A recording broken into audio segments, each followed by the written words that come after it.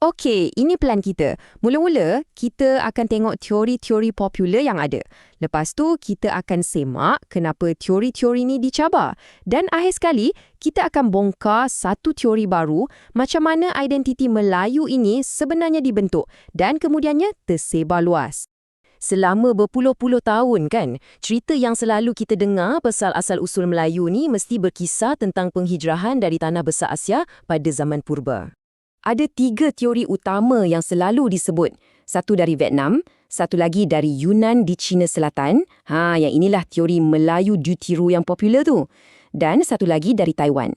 Semua teori ni yang kebanyakannya datang dari pengkaji barat, cakap benda yang lebih kurang sama. Nenek moyang orang Melayu ni datang berhijrah secara berperingkat, menolak penduduk yang sedia ada. Tapi, penulis yang kita rujuk hari ini tak setuju langsung. Beliau berpendapat yang semua teori popular ni sebenarnya dibina atas logik yang rapuh dan bukti yang tak berapa kukuh. Beliau memang cakap terus terang dan menganggap idea-idea yang dah lama diterima ni sebagai spekulasi yang tak logik.